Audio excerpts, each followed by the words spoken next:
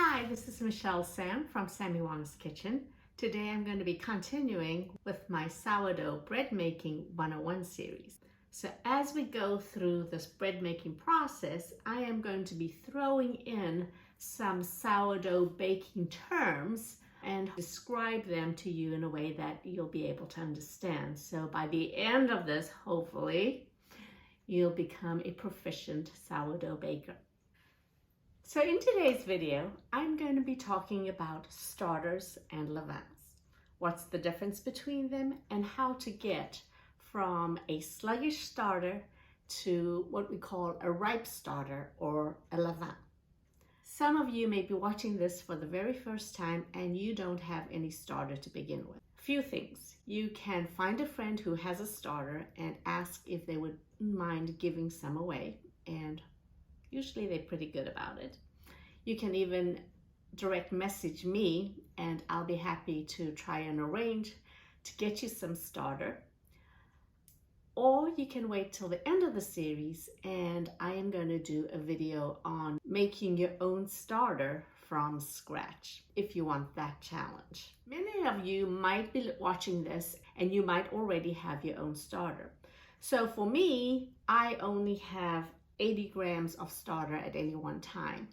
And some of you might have mason jars worth of starter.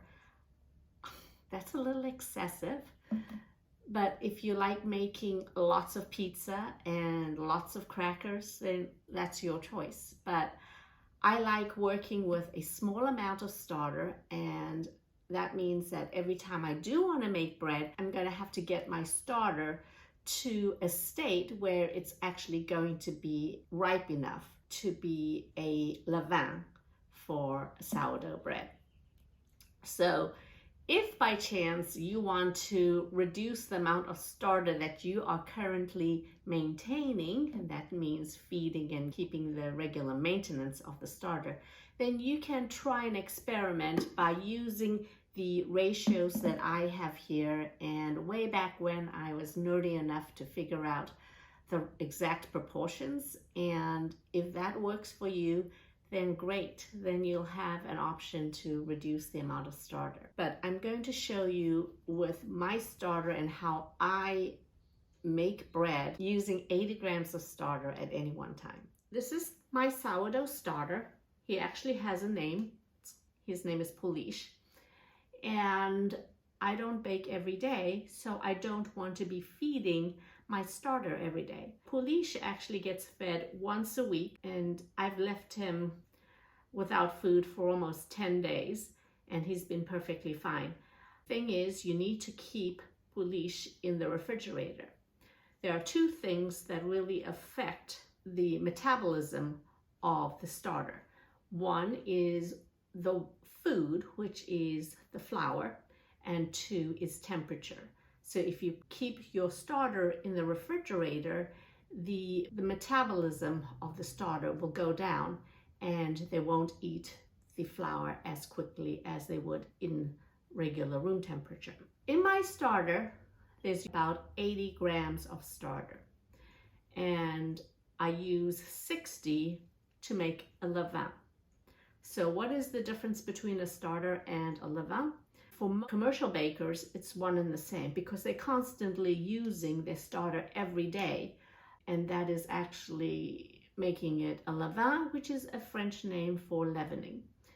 But for me and for home bakers, the starter is the mother, and the mother will produce a levain, and the levain is the leavening, which needs to be very active in order to make your bread rise. So in order to get my starter to be a good leavening, I will actually feed my starter 2 days in advance so that it could have some fresh food to feed on, and then the next day I will make the levain.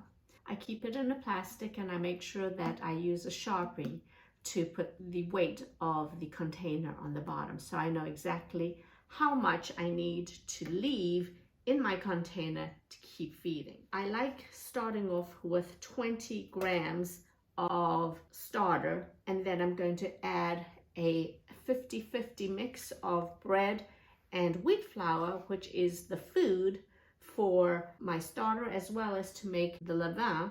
And then I need some water. So because I know the weight of my container, I just need to minus the weight in order to get what I need. And as I said, I only keep 80 grams on hand. So I'm not having this huge amount of discard that you have to constantly deal with.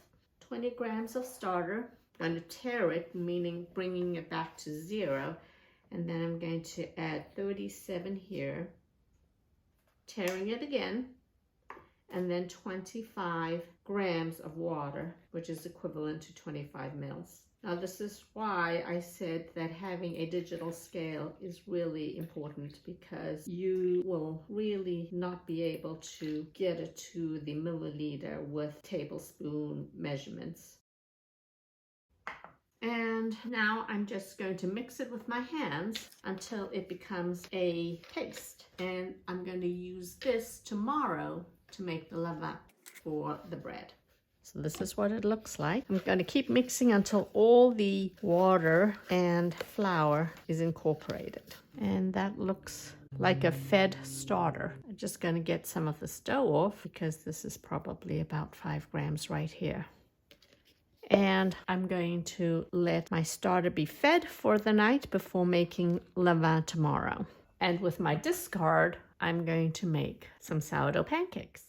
Okay, today I'm going to make some levain. And this starter was recently fed and refrigerated. And if I put it onto the scale, you'll see that it's 112 grams. I know that my weight of my actual container is 32 grams. So I have 80 grams in the starter, but I'm always going to keep 20 as the mother to replenish for the next starter. So I'm dealing with 60 grams, right? So 60 grams of starter that I'm going to be working with. I'm going to need 100 grams of levain for the bread. So I really need 40 more grams of levain. It's going to be 100% hydration, meaning that half of it is going to be the flour mix and then half of it water. So I'm going to tare this. I need 40, so I'm going to add 20 more. So 20 there. And then be careful with your water. It's a lot easier to not over pour water and have to remove it. So altogether I would have 120, and the 20 extra I'm going to use as the mother for the starter for next time. So I'm going to stir this. And as I said earlier, this came from the refrigerator, so it's all cold. And now that I make the levain, this levain is not going to be refrigerated. What I want to do is use this at its peak. I don't want to put it back in the refrigerator. I'm going to put it at room temperature until it's very active. And then once it's very active, use that for the bread. We are going to use the elastic band as a marker, and this will be a good way to see when the starter is ready. You can use time, but this is a better visual.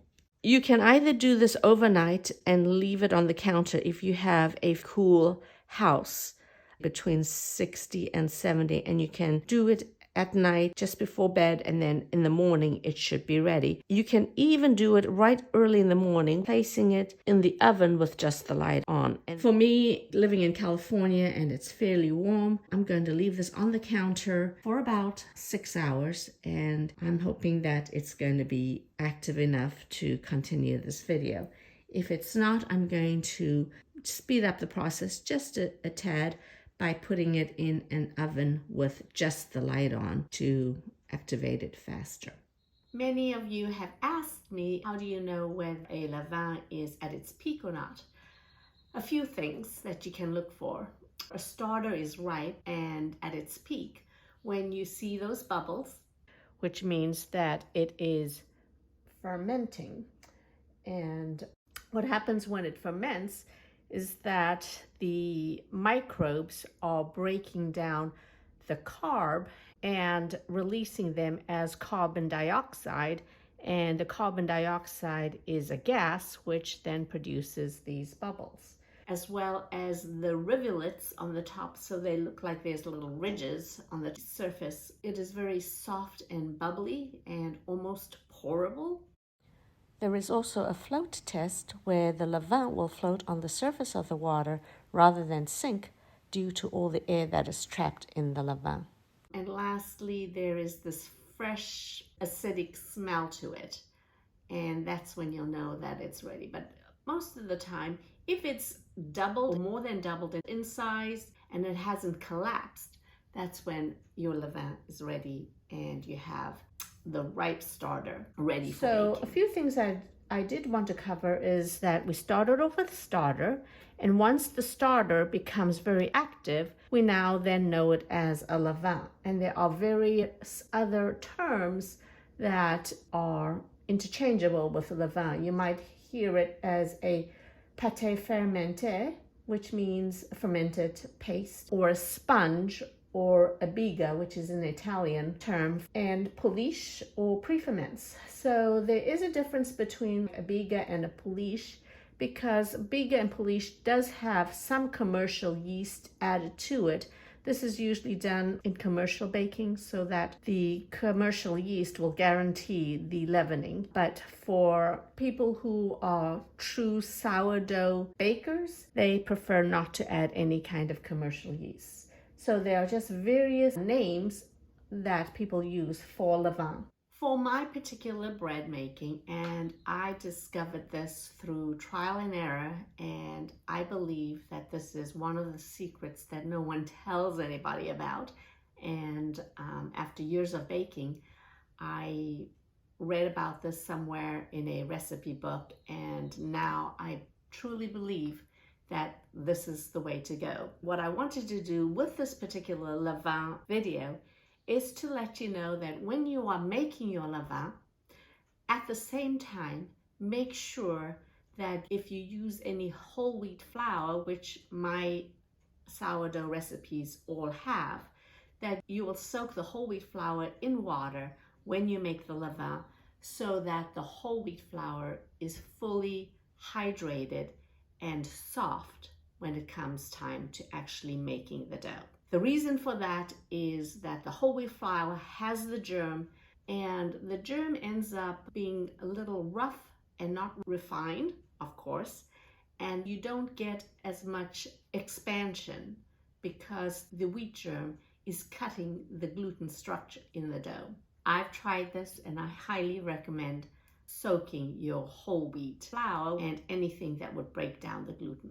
So when you make your levain, soak your whole wheat. So I hope this has been helpful. If you need any troubleshooting and diagnosis, don't hesitate to leave some comments in the comment section and I'll try to help you out.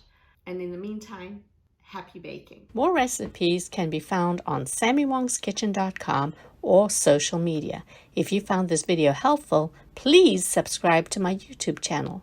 Thanks!